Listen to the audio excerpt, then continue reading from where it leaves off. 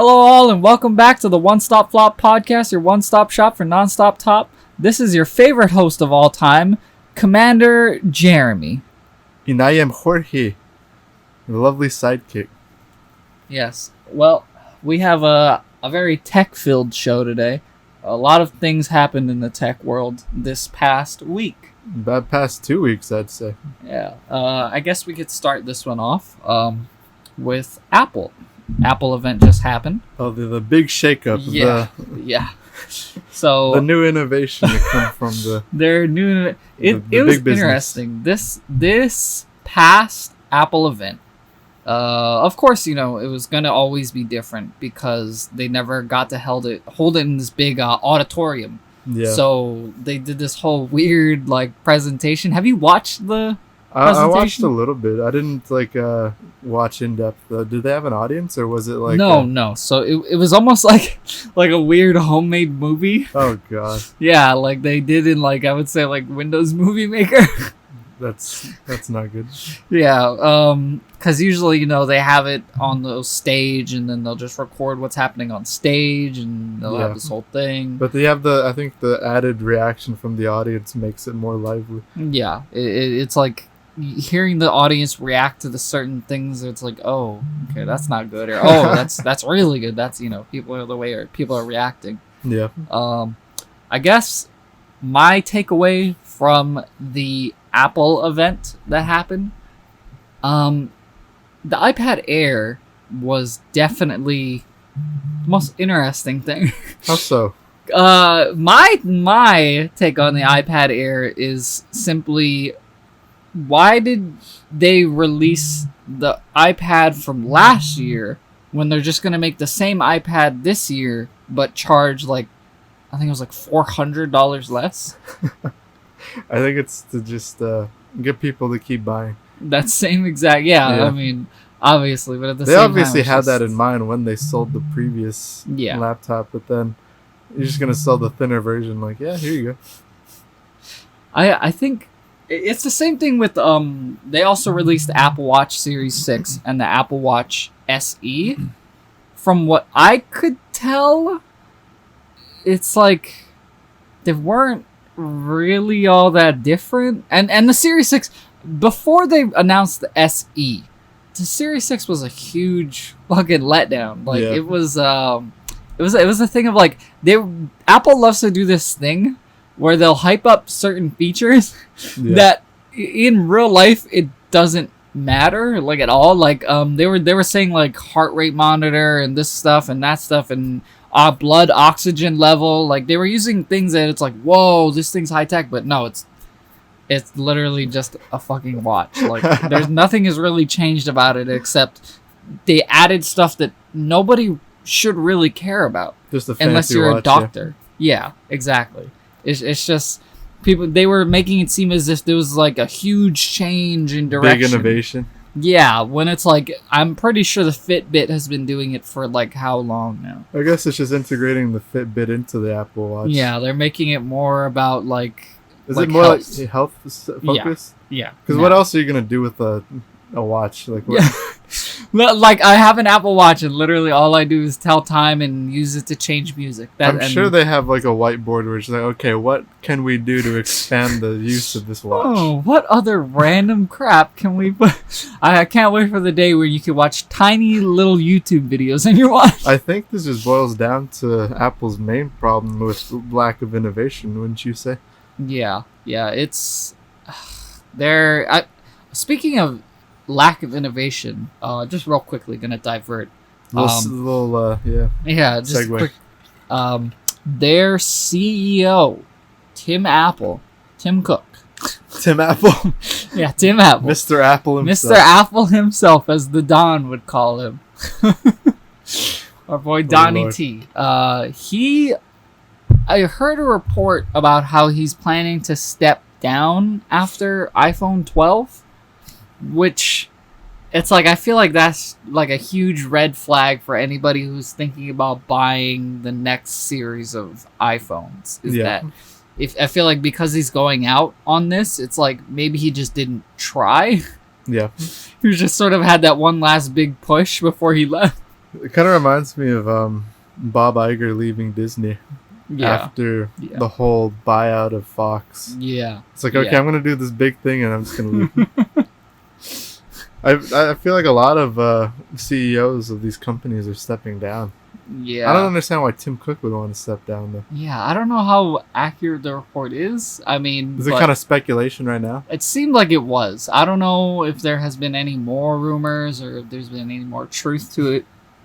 But from what I'm hearing more and more each day about the iPhone 12, it almost seems like because of the iPhone 12, Tim wants to leave. Because it's like the iPhone 12 just... From the beginning, it got bad. And then to now, it's just... like, if you bought an iPhone 10, it'd be a better phone than the iPhone 12. I gotta be honest, I feel like the hype was there. I know you're psyched for the 12. Yeah. And then you found out the notch was still there. And I was like, okay. Yeah, because it's like the whole idea was supposed to be to move forward, because that's what they did with the 10, is that they beat a couple phones to the punch when it comes to innovation in that regard. But then the iPhone 12 is more than just a step back. It's like moving a whole 10 years past like where we are now, which is kind of ridiculous. It's because, think of it like this. OnePlus specifically, they have quick charging and they have wireless charging. They have a hole punch display. They have terrific chipset, terrific battery life. Everything about that phone screams 2019 to 2020. Yeah. Whereas the iPhone 12, from what everyone has heard so far, is like big ugly notch, only wireless charging that doesn't fast charge. It doesn't wireless fast charge. Yeah. It's just a wireless charger. Phone doesn't fast charge at all. No 120 hertz display, and surprisingly enough, it's almost all but confirmed at this point that the battery life is going to be smaller than the iPhone 10. That's interesting. Which doesn't make sense because they didn't upgrade the phone. Yeah. So they literally just made the battery smaller for fuck all reason. Like, it's kind of ridiculous. Just to cut back some costs, maybe. Yeah, and then there's the whole debacle of them taking out the charging bases to save themselves money, but they want to pawn it off as if they're helping the economy, which, yeah, it helps the economy. If you just don't sell the boxes separately, which they're doing, which hurts the economy. Why would that hurt the economy? Or hurt the environment. Yeah, the environment. Sorry, but I was like, wait a minute, what's the? I mean, it would hurt the economy for dumbasses to keep buying Apple, but it would help the economy, but hurt the environment and everything. It would hurt the environment even more, which is like, if you're gonna pawn it off as helping the environment, don't directly like hurt yourself by saying, oh, by the way, we're selling this separately. Like, okay, why not just put it in the box? Yeah. Like, you're screwing around at this point. And it's like, it's also a thing of like, if they want people to, like, new like Samsung users to switch to the iPhone, this is not the way to do it. Do you think it's because they're kind of cocky? They think that just because Apple has such a big brand name presence in households that people just buy whatever schlock they... Yeah, but that's also the problem, because there was a report at one point, I don't know if this is still true, Samsung was planning to follow in that line of thinking, which is a horrible idea. Because now, Apple has put in the idea that all these companies can save millions of dollars by screwing over their customers. So that's the thing that big businesses, especially when they get to that level, want to do. Yeah. It's not really about what the customer wants. It's more about how can we save, the most money. And that's unfortunately the shitty future that phones specifically are headed in, is that your phone is going to get more and more expensive for a shittier and shittier device. I think an educated consumer base helps with that, because I feel like people don't do their research. They say, "Oh, it's the new iPhone." I know iPhone. Yeah, iPhone good. It's because it's like they don't want to think like, "Oh, I don't know tech, but I know this phone, so I'm just gonna get it." Instead of thinking like, "Oh, okay, but like that phone's better." It's like, "Oh, but I don't know how to use that phone." Because I know there's guys like Marquez Brownlee. Yeah, that's still kind of push these products? Do you think they get paid to promote it? No. I think Marquez Brownlee him specifically. I know that even if the company does pay him, he'll always tell them, I'm going to give my honest review on this. So you can either still pay me for this for giving my honest review, or you can cut the payment.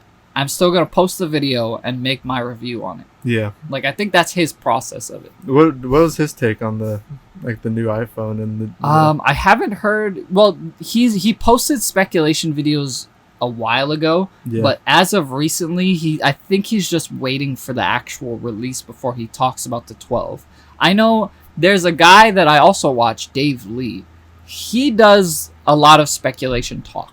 And I think I watched Dave Lee. Yeah, he's interesting because he actually covers a lot of spec talk, and he agrees that it's kind of an interesting step. Like he's in the same boat as I am. It's like, yeah, Apple wants to make money and it does help the environment, but it doesn't help the people who are buying it, the consumers. It doesn't benefit them. Yeah. So why the fuck would they do it? Maybe it just shows that they don't really care about the consumer base. Literally, which brings me to my next thought process here.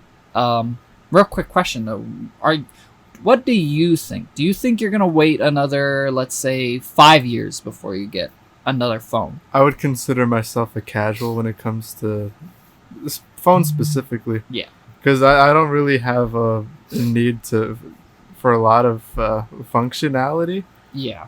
I like the only reason because I used to have an Android phone, and I got tired of it because it got kind of complicated and it was very clunky. Yeah. So I liked the simplicity of having an Apple phone. Yeah. And it felt, for just a casual, I'm like, it works. It's simple. It's good. Yeah. Good for me. And that is kind of the draw of iPhone, is that they take away a lot of the features that Android devices provide. Yeah. Simply because Apple has this mindset of, we know what's best for our phones, so let us solve the problem for you and take that stress away from you. But in turn, to be honest, I like that. Yeah, but in turn, it also creates the problem of they're killing your battery by making these adjustments. So they're destroying your device by helping you manage your device. Yeah. So it's kind of like which of the two evils would you rather have? You to just be fending on your own out there, or to just be in the passenger seat and let them take you for a joyride? I honestly, I rode up until the Samsung Galaxy 3, which came out in like 2009 or something. And then I switched to the iPhone 6, I think it was. Yeah, 6 is my first one, too. Yeah, and then I eventually moved up to the 10, and now I own a OnePlus 8. And my experience going back to an Android phone specifically, because I never wanted to switch back to Samsung and their weird new Galaxy lineup. I never liked Samsung. I don't understand the appeal. Samsung, they're just not good anymore. The only other phone before I saw the OnePlus was the Pixel. Was what I thought was at somewhat like anywhere near as good as what Apple has.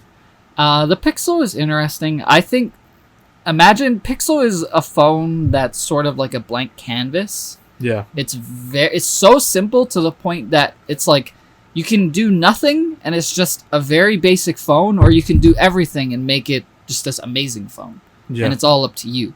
Whereas the iPhone, it's like, it's a very intuitive, easy to use device that essentially you don't control.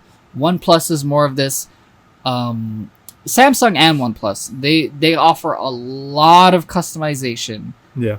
But at the same rate, it's also a lot harder to understand, which I thought it was going to be a lot harder than it is now. Like, I moved to the OnePlus and I had this mindset of like, okay, I'm going to go into an Android not knowing how to change things, not knowing how to fix the phone, not knowing how to manage the phone. Yeah. But I think I'm a few months in, maybe a month and a half into the phone, and I kind of love it. Like, being able to control everything about my phone, like managing what notifies me, what doesn't notify me, what sound that I get when something notifies me. They offer you such small, minute details in everything that once you figure out how to adjust it and fix it, the OnePlus specifically with their Android software, it becomes a very interesting device to the point where it's like it feels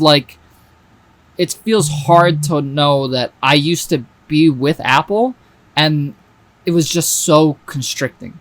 Like it was almost like they were treating you like you were some stupid child. To be honest, I think that's what a lot of the base is for Apple users. It's not that they're stupid, but they don't put a lot of thought into their products, the technology. Because I think as long as things are flashy and bright and colorful, whatever they cut underneath the surface, they're not going to notice. I feel like people are still going to eat up the 12. No one's going to care about the battery and all that other stuff. As long as they have different new emojis, a smoother system, a smoother interface. Did you see that? They are adding new emojis, by the way. Did you see that update? No. That was an interesting one. Are they finally adding the chef's kiss or the sad cowboy? They're adding, I think it was like a heart fire emoji. Heart fire. A fiery heart. It was some weird thing. It's a bunch of weird random. That was the only good one that I saw. The other ones were like, what the hell is this and why is it being added? Like, there was one like an interracial couple.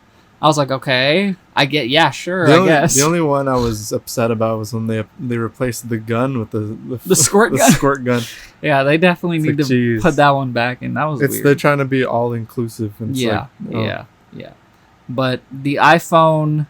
Did you also did you see? I saw a lot of this. People talking about the new iOS 14 and the widgets and all of that stuff. I saw what the new interface looks like, and I think it was a mixed reaction because some people thought it looked clunky. Yeah. And some people liked how it kind of looked more. It didn't look as simple. It looked like you could customize it to like a lot of whatever you wanted it to be. Yeah. So, I don't know. I think I gotta take a look at it.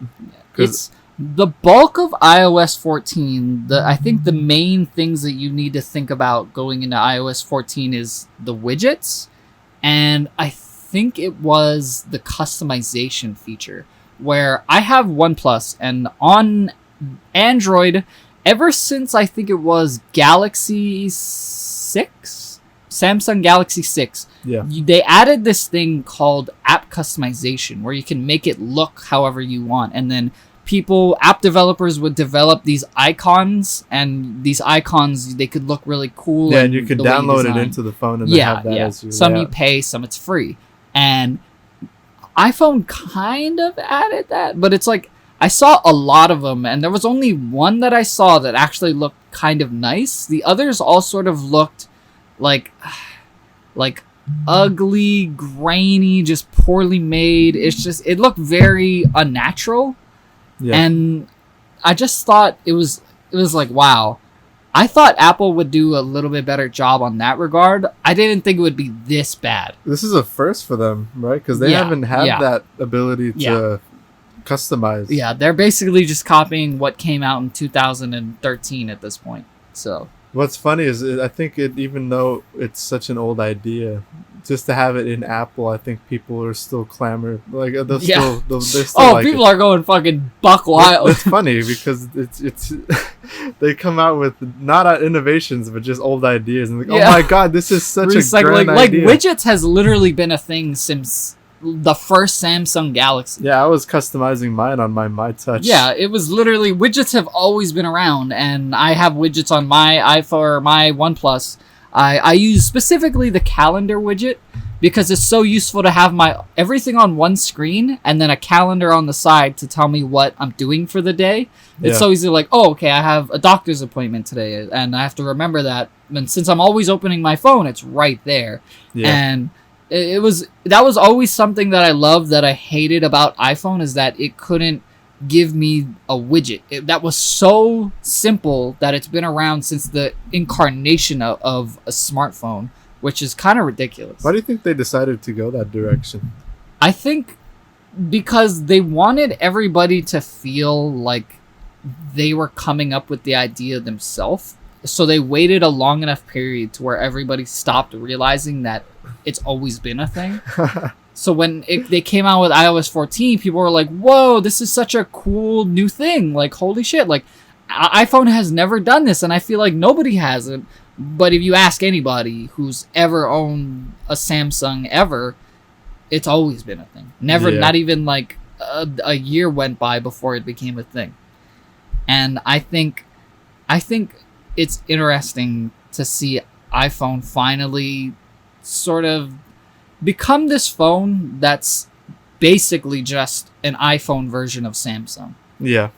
One of the functions I never understood with iPhones is when you swipe to the left with your news. I feel like that's where all the widgets used to be.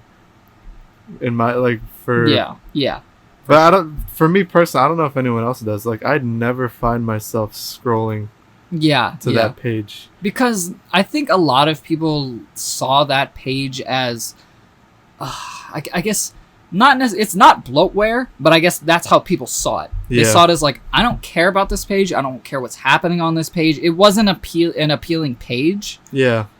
I think specifically for me on my OnePlus, that page, instead of having widgets, it's basically a daily news update.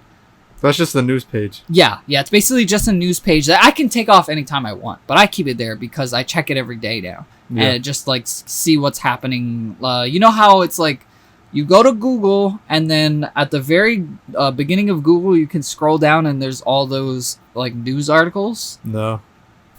Okay, you never seen it? You go to google.com and when I go to google.com, it's just Google, and then I type in whatever. Oh yeah, okay, that's weird. I think it depends on the account. I don't think the account. I think it depends on the browser you use. Okay, all right. Well, yeah, because I use Chrome still. Oh, okay, I'm using Microsoft Edge, and it's basically I go to Google Chrome, and then there's just a whole list of news. It's basically the exact same thing, but on my iPhone or my OnePlus. It might be my ad block or something, because I never get news articles, especially on those Google pages. Yeah, I always use it, and I've never once seen it as a thing of like, I just want this gone. I can have it gone anytime I want, but I've never once saw it as like it's a nuisance. I saw it as like, oh, I get to keep up with what's happening locally, what's happening with the government, what's happening with tech, what's happening with whatever. I find if I needed news or specific stocks, weather, I would open up the apps specifically for making that whole page useless. Yeah, so it's kind of redundant. And iPhone is really bad because you can't take it off. It's just always there. So it's like you can take the widgets off. Like you can take the widgets off, but you can't take the page off. Yeah, it'll still it'll be there. Yeah, which is. I don't know if they changed that for iOS 14, where you can just take that page off and then put the widgets wherever. Maybe. I mean, it would make sense, but again, it's Apple. I like that idea. Yeah, it's Apple. We're talking about here. Yeah. Anything that makes sense, they're gonna do it 10 years from now. Yeah, so they're behind. Yeah. So so the overall takeaway from the OS 14, do you think that it's a better update than they have in recent years? I think this is Apple finally admitting that Samsung did something from the beginning that should have been a standard from iPhone 1, but they just for some reason shunned it until now. And in terms of good it's going to do for the iPhone, it's definitely going to help the iPhone propel itself forward with every shitty thing happening to it. Yeah, that's one of the few saving graces of the phone. Yeah, see, I'm still in like limbo, like maybe because the OnePlus does seem appealing to me because of how smooth it is. It's like an iPhone has a lot of better functionality. Yeah, but I think with a lot of people too, with Huawei and OnePlus, is just the fact that it's Chinese. Yeah. So people are still a little apprehensive with what that might imply in terms of if all the companies. I don't think any company in China that's operating is of its own, within itself. I think the CCP, like the Chinese government, does have a set, like a finger in everything, like what they can and cannot do. The crazy child porn with fingers. Yeah, them. No, I see what you're getting at. I don't know. I think I'm just subscribed to the mindset of whether the phone is American or Chinese or European or whatever it may have you. I think that a phone is going to track your information with everything, no matter what. So I feel like it doesn't even matter what phone you're carrying at that point. If it's American, Americans will track you. If it's Chinese, Chinese will track you. If it's European, European will track you. You just got to choose which one you want. Yeah, which one you want to be tracked by. And I would rather have Trump tracking me than than Kim Jong-un. Right? And then President, I forgot his name. Joe Biden? Is it Xi? I think it's Xi. For Joe Biden. Not yet. We're almost there. Could you imagine if Joe Biden was the president of China? He just stands there. How did I get here? Hey, China. Come on, man. Holy hell. But yeah, I love OnePlus. Specifically because of what they're doing for the phone market. I don't know. They made OnePlus Buds.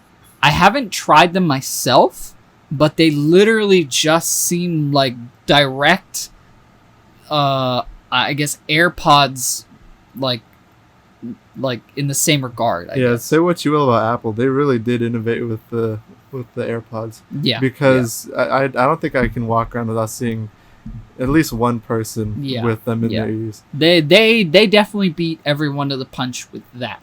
Because I think right after that, in months, a few months after, you see people just pushing out. Just a huge crowd source of everybody trying to get theirs out, and that has become the standard within, I think, a year of the AirPods release. Because the interesting thing is that it became like a sense of social class, where if you had AirPods, you're seen as wealthier, or more affluent. Because if you see people with Beat versions or any other even Android, if the Beats costed more than the AirPods, people are gonna say that's a broke ass man. That's a broke person. Yo, which is invited this broke bitch. It's stupid, but it's funny how these little things can contribute to social standing in society. I think that's one thing that Apple has a leg up on people. On other companies. For sure. I will tip my hat to Apple in that regard, because they did do something special with the release of that. But I think right now, the AirPods is not in a good place. It's overpriced, and it's just not good anymore for what you're paying. Yeah. If they lowered the AirPod 1s, the original AirPod 1s version, to $90, they would see a huge jump in sales. Yeah. Because that's where they should be right now. But I don't think they would. Yeah, they never will. They'll just stop making it. The only reason I didn't buy the AirPods is because they were white. Yeah. I was waiting for the black, if they they're never coming. That sucks, because it's I would just rock that. It looks so sick. The OnePlus Buds they actually have a blue version, a red version, and a black version. I think. It's funny because you see all these companies making these simple decisions, but Apple, for some reason, it's nah, we're not going to go the extra mile. Yeah, because to them, I think their idea is if we can't sell 50 million of these, we don't want to sell it at all. Yeah. So, I mean, I think the thought process is the narrower the selection is, the less work you have to do. Yeah. To make each one, and then you don't have to have specific people trying to buy different things, and then you're wasting your your time and money. For sure. And I think OnePlus, they kind of understood that there is a market for people like me specifically who want to buy things like AirPods but don't want to pay $120. And I'm just going to say this real quick. The AirPods fucking suck. They suck ass. When I used them, they seemed all right. I mean, if you're only using them for a week, they're terrific. Yeah. Once you get past the 3-month hump, they're god awful. When I use them, the sound is good, but I think the more you use them, which is not a long time, the power of them kind of does diminish. There have been some serious problems with AirPods in the recent years. Mine specifically, I've bought 2 different pairs of AirPods now. The first pair had this problem where one earpod would go like almost like deathly quiet for no real reason at all. And I looked it up, and the weirdest thing, it said, to solve this problem, you need to suck on the earpod. And I'm not fucking with you when it said this, because this solved the problem. I did it, and it solved the goddamn problem. The bud itself, or the bottom? you have to like you're sucking the air out of it. I don't know why. Is it because there's stuff inside that you just got to get out? I don't know, but it worked. Whatever it was, it worked, which is weird. God, so you're just suckling on a little AirPod. Yeah, because it looks dumb as hell, but it saved me $100-something. I guess that's this generation's version of trying to blow in a game cartridge to get it to work. Probably. That's what I was kind of thinking, something along those lines. Because no one, it's so funny. No, I don't think that ever did anything for any game. Oh, for sure. Yeah. Or wiping a disc. Yeah. It's like it's the equivalent of playing Pokemon and you're just spamming B or A button to try to keep the Pokemon in the Pokeball. It's like a placebo thing. It's to make it feel like you're doing something, but in actuality, you have no control over it. It'll either work or it won't work. Yeah. Oh, this actually does work. I've tried it on this pair of AirPods, and I've tried it on my past pair of AirPods. It worked both times. Yeah. It's not only been a problem on my first pair, I'm on my second pair, and it's still happening. And there's also another problem that I have where there's this major disconnection issue where it's a very specific thing. If I'm in a room and I'm at work, okay, so I'm specifically at work, and a truck is coming through the cargo bay. Yeah. And as the truck is coming through the cargo bay, my earphone is rapidly just like disconnecting and reconnecting, like like I don't know, like if there was a song playing, it would sound like just constant stuttering. Why is that? I have no idea. Nobody else's AirPods do this. Do you think the frequency was like affected by something? I mean, if that was the thing, then the people that I work with, theirs would be affected too. But it's never happened to them. But this is the second pair that this has happened to. Seems like you just got like a bunk pair, like a but the thing is, the battery life on both of them have been great up until this point. I've been using AirPods for like 2-3 years now, and they haven't really run out. Whereas that seems to be 90% of people's problems with AirPods is that they'll die after like 30 minutes. Yeah, which is just so. What's disgusting. The point, right? Yeah, there's not even a point. Like I might as well just wear wireless. Yeah, or wired earbuds. It's just. Yeah. It's ridiculous. That's true. And that's why I think you should never spend more than $80 on a pair of wireless earphones, especially. I've never actually had a pair. I still use wired because there's something like at least with wired, you don't have to take all of that into consideration. Yeah. All of that excess stuff to worry about is just thrown out the window. You just plug it in. Listen, and they'll die out over time, but I mean, at least if I feel it has a longer lifespan than a wireless earphones. Yeah, because it's like you're working with technology that has to constantly be pumping out power, rather than something that only works when it's plugged in. Yeah. So it's kind of a difficult situation. It's getting there. It's not even like a full decade of full wireless earphones yet, so we're still kind of just getting there. I actually have the same sentiment about like headphones.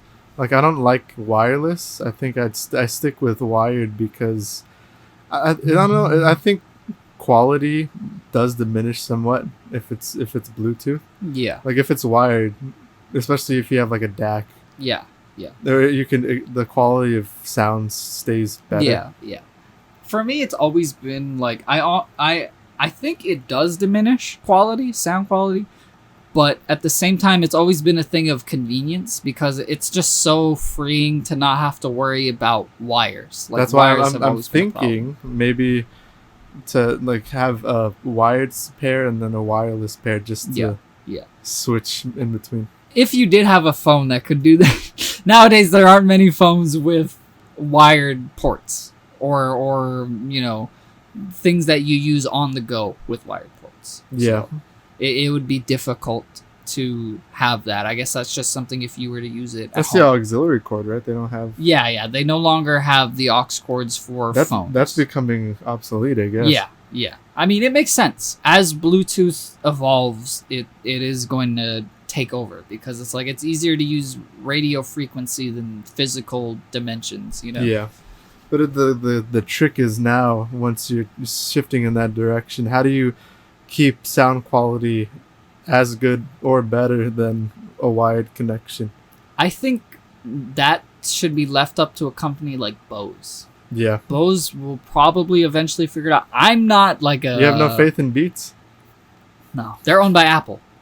They're owned by Apple, man. Wake up. Yeah. It's all connected, man. Yeah, I think if there was somebody who would solve that problem, it would definitely be Bose. Bose would figure it out, and they'll get to the forefront of that before anybody else does. Or no faith in Sony either.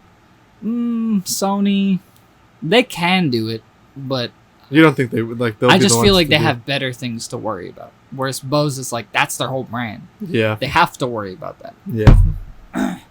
So, well, speaking of Sony, this is a good time to start talking about, since we were talking about Apple's failures, why don't we go ahead and talk about the failures of the PlayStation 5? We're just going through all the failures of There was a lot of tech failures this week, unfortunately, and me being a tech enthusiast, I was very saddened by all of it because this is not a good year for gaming. I don't think it's a good year for anything. let's just boil it down to that. Yeah, it's not I mean, it's a good year in terms of innovation, but it's a horrible year in terms of stock. Innovation in what sense? Because I struggle to see.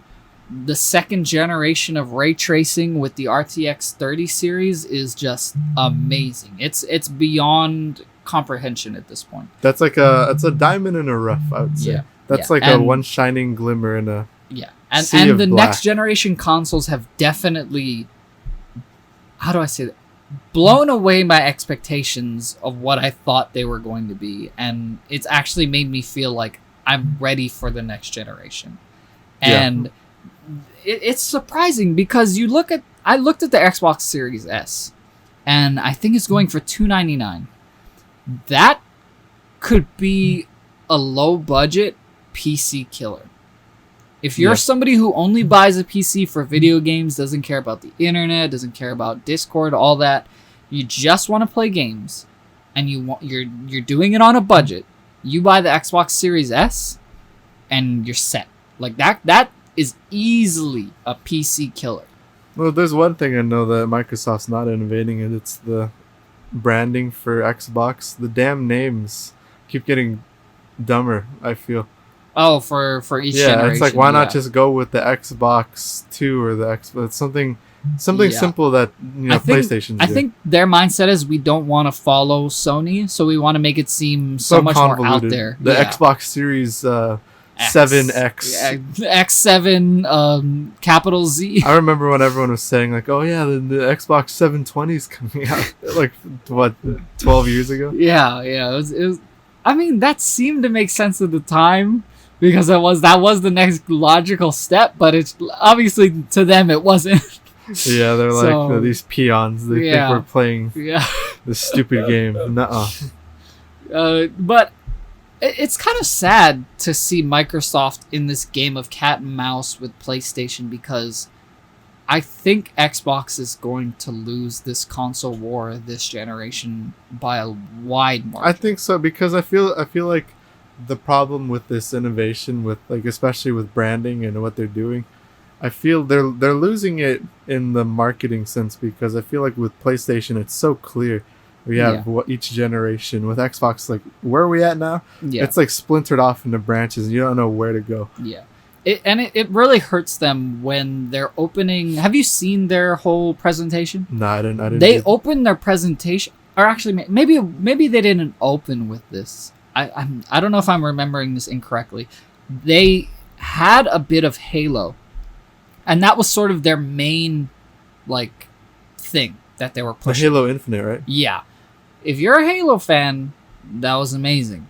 But if you're not, then you look at it and go, is this it? Like, where's Where's the good stuff? Like, where's something that I care about? Where Sony has such a huge catalog from Spider-Man, Miles Morales. I feel like that's the big one. That's the big thing. That's the big thing.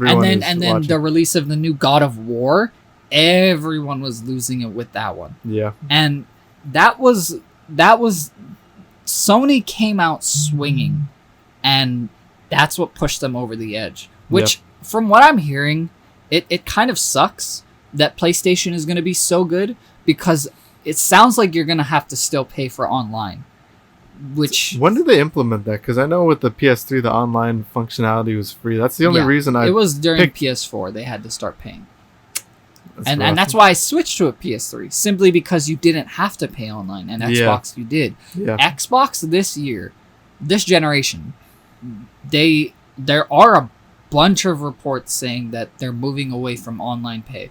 See, I feel that's the smart way to go, because I think you'll have people just switching to the one that's not paying for online. Yeah. But unfortunately, that's actually not the case. Damn. People are still looking at PS5 as if, because the Xbox, they just don't have the titles. They just don't have the innovation. Another major factor of this is this PS5's controller. DualSense. Basically, the Switch has the rumble feature, the HD rumble. Yeah. They're putting that into the PS5 controller. The Xbox controller is just the same. It's just the same controller. The DualShock, right? Yeah, it's just the same controller. They haven't innovated. Maybe later down the line, they'll make a custom controller with rumble, HD rumble. Yeah. But as of right now, the only thing that they've innovated on is the console itself. And it's just a little more powerful than the PS5. And it's about the same price. So where do you think that leaves Nintendo? Do you think they're not even in that kind of space? Do you think they're their own separate special thing where people I think Nintendo is trying their hardest not to get involved. It almost seems like that's what their goal is. They want to do things at their own pace. And because of Nintendo is looked at as such a brand of, I guess, sort of like in a different light than the PlayStation and the Xbox, people will always flock to Nintendo no matter what. And from what I'm hearing about the next gen Switch, I'm definitely going to be switching over. They had reports saying that the next generation of Switch needs to be quote unquote 4K ready. So that's a tough word. That's a tall word. That's going to be really interesting. And they said their plan has to be that the console needs to either be a little bigger or the same size as the Switch now with a bigger screen, which I'm going to love. Can you imagine holding a giant ass Switch in your hands? Like, I thought it looked stupid at first before I bought it, but when I bought the Switch, I was surprised. I was like, this isn't as big as I thought it was going to be. And it was actually imagine a bigger one? A bigger one would be like, it would be weird at first. Cake. Definitely. That's crazy. But I want to buy an Xbox because also, I don't know if you know this, but next generation, they're going to be bumping title prices $10. So originally you paid $59.99 on average for a AAA title. Yeah. Now it's $69.99. Why is that? Simply because it seems like that's what companies want to be the standard now. I'm guessing it's an economy thing because video games are becoming more and more popular. They're gonna see that it's like people are gonna keep buying these AAA titles no matter what. Yeah. So if we just bump it up $10 more, nobody's gonna care. I think you'll see a backlash because I think people would care to see like why the fuck is it $70 now? Yeah. I'm already paying. For me, paying $60 itself is already sort of a bit much. Yeah. So bumping it up to $70, it's gonna rustle up some feathers. Yeah. Rustle some jimmies up. And unfortunately, it's not just a thing of it's exclusive to consoles. Once they start releasing these games, you'll see it on Steam for the exact same price. Yeah. And unfortunately, that will be the standard. I don't know if people are going to rebel enough to get this changed, but I don't think they will. Yeah. And it's just, it sucks because it pushes me even more towards something like the Xbox where I don't have to pay online. Yeah. Because I'm already paying more for these games. So you got to pay for online. You got to pay more for the games. Yeah. And I think another thing that I feel like they want it to become the standard, especially in the gaming industry, is like loot crates and stuff. Yeah. The fact that you to keep paying and buying more and more. Win. Exactly. And it's so scummy. It's just like you're money hungry. Yeah. Unfortunately, the video game industry is one of the biggest industries in the world. So they're kind of at a point where they can just sort of do whatever the hell they want, which is it's shitty. It's shitty, but it's rough. That's just how it probably going to be for quite a while, especially with this generation of consoles and technology and all that. Yeah. And it makes me sad because I've loved PlayStation through PS3 and PS4. The last Xbox I owned was, I think it was an Xbox 360, which was a long time ago. And I loved Xbox, but I never liked the Xbox platform. It always seemed so clunky. Like it seemed like a place for bros. And then PlayStation always seemed like a nice, quiet place for fun gamers all Actually, surprisingly enough, my opinion on it is that once I switched from Xbox to PlayStation was like so poorly optimized. It was like Microsoft did so well making their OS for these consoles just so good, quick, smooth, fast. And I never thought it was, because it's like you always have to think it's like, oh, sign in. Okay, I gotta sign in. Okay, now there's a whole screen where you have to like it's like a entertainment center, and then I have to scroll a few places to find the game that I'm trying to play. It's like it seemed very odd. And then PlayStation, you just have a line of different. And for me, I always hated that. I hated that because it just seems so. It just seems so weird. Yeah. Like I get the appeal, but at the same time, it's like it feels like I have to go through so many weird steps to get to where I need to be on PlayStation. I guess that's just how people look at it if you're a PlayStation fanatic or if you're an Xbox fanatic. You always look at the other going, what the hell am I looking at? This is so stupid and ass backwards. Me, I'm a PC person, so it all looks stupid to me. I'm PC now, because like it's like stepping into the light. It's like seeing the eye of God. Yeah, because it's just like you're basically like you go from driving a Honda Civic every day to driving a fucking Porsche, and it's like you look at that and go, "What the hell was I doing the whole time? This is the stupidest thing ever." I think that meme with the PC Master Race rings true. You see two homeless men fighting in the dirt, like, "No, this is better. This is better." Yeah. You're standing there with your golden locks, like, "No."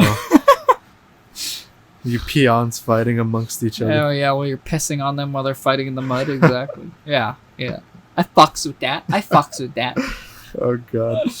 But yeah, I think this generation, it has a lot to offer, especially with the release of the RTX cards, and I'm gonna touch on the controversy of the PlayStation that's been happening, really quickly before I make this switch.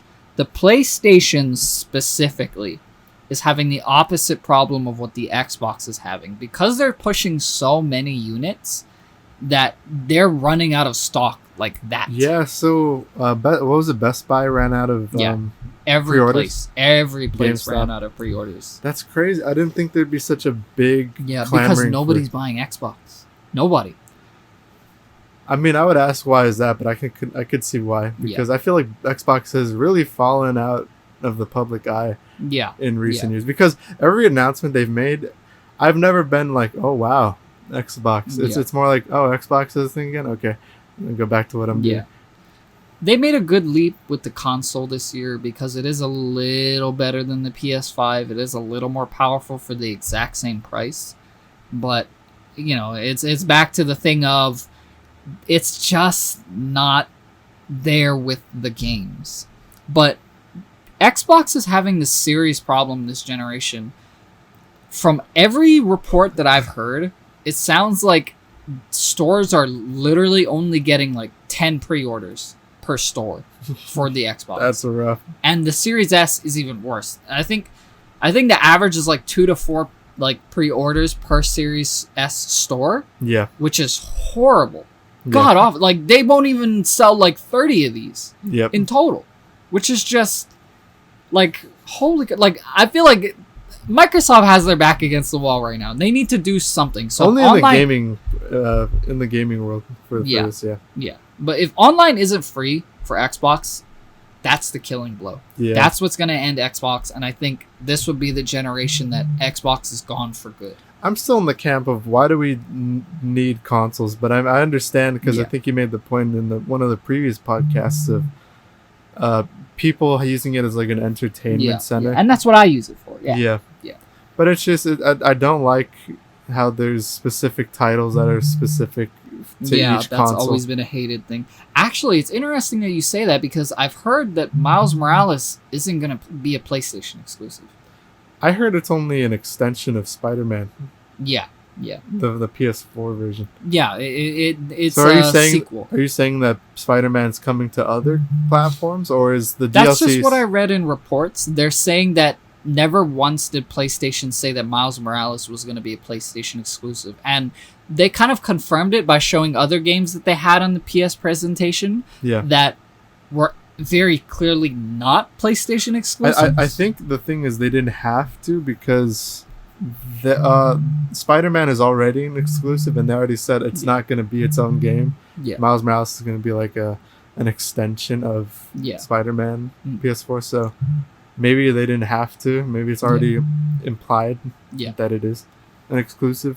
I guess we'll just have to wait and see. Whatever happens, I'm getting the console that does have the better titles. Unfortunately, even if it does cost more money. How many variations of Halo can you come out with? I mean, I feel like I don't even know what they're on. At this point, it's just nostalgia. Yeah.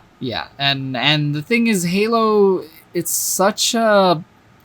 Like, I'm assuming this next game is going to be exactly like the last, because who wants to play a whole new, remodeled, redesigned, remapped Halo, where movement is different, shooting is different? No, you just want the same Halo, right?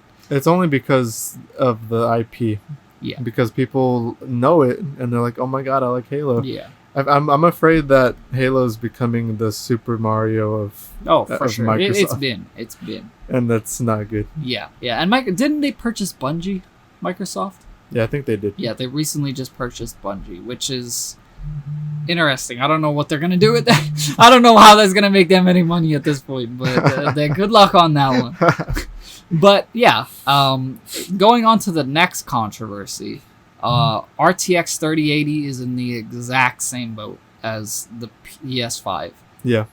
Both these companies had to address to everybody about how quickly they ran out of stock. People have literally been buying these things and then scalping them for 4 times as much as they're worth. Yep. That's with any product. I have a friend in Utah that does that with Yeezys. Yeah. He has a bot. I'm not gonna dox him. Yeah. He has a you don't know who he is. He has a bot, and he goes through these sites, scalps a ton of these shoes, and then flips them for like $13,000 profit, which is insane. So I'm not surprised that people do that with these, like with graphics cards and the consoles. Fortunately, I what I do love though about all this is they're trying to scalp them on eBay and sell them for like $3,000 or some shit. Yeah. And people have literally been placing bids for like $10,000 and they never plan to pay it out just to fuck those people over. And they're just going to keep doing it until the release comes out, like the release day. But then doesn't that mean they have to pay it? No. It means that the seller will just have to go through the whole process of reposting it and then redoing the whole auction all over again. And that's the thing. People are so mad at these people for doing this that this whole community started, and they're just going to keep doing this over and over until they stop doing it, which is amazing. Why is it that they're doing that? Well, because it's not right, number one. It's like these people purposely use these bots just to specifically make a fat profit off of people who are too impatient and have too much money to wait or care. So isn't that kind of on the individual rather than the person doing it or like reselling? Yeah, but the thing is, I think everybody's just mad because you have the people who just want to, buy these things. So it's like the average consumer just wants these cards just to make their life a little better because they wanted it for Christmas or whatever have you.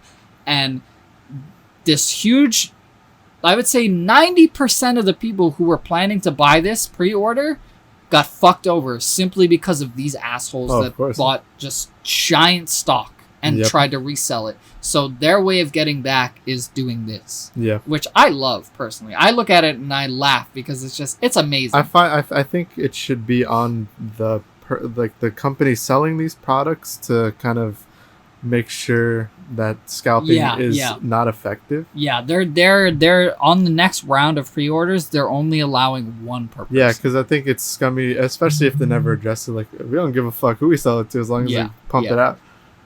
So I mean, I'm glad to hear that at least they're gonna be like one per order because that sucks. Yeah, I don't like scalpers. Yeah, they're definitely taking advantage of a very, very poorly released thing. Yeah. A very, very poorly managed card. Yeah. And it's the same with PS5. They're just, I don't know what they thought. I don't know if they thought that making 1 million was just gonna, okay, there's not gonna be more than 1 million pre-orders. Like, that's not possible. You literally sold like 70 million PS4s. Like, what makes you think the next generation isn't gonna automatically sell 10 million on release? That's interesting. I don't understand why people will still go for these consoles though. I mean, because you see such an uptick in PC gaming. Yeah. Do you Simplicity. Same reason you buy an iPhone. Yeah. Because the manufacturer will do all the work for you, and it'll just leave you with the withered down experience of like, this is all I need it for, and this is all I care about. Yeah. And that's the market of console. I guess just after having a PC, just seeing the fact that I buy a console and it just seems like a very watered down version of what I can do. Yeah. And it's, I guess a lot of people don't really think that way. Do you think it's a lot of casual people that weren't gamers before now starting to game and they see consoles as that platform to do it on? I think so.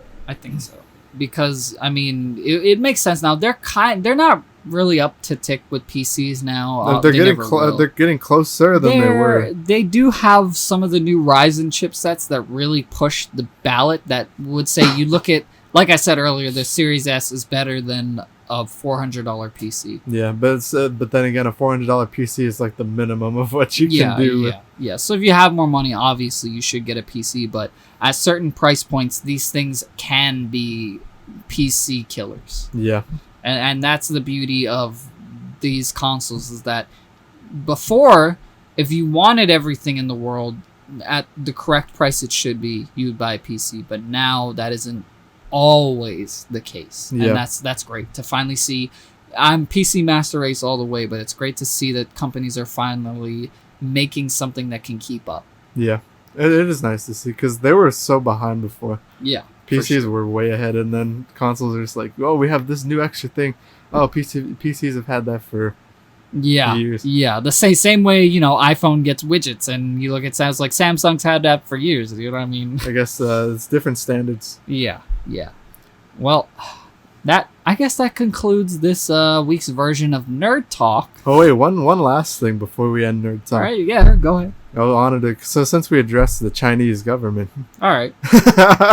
And that's our show, folks. Thank you all for listening.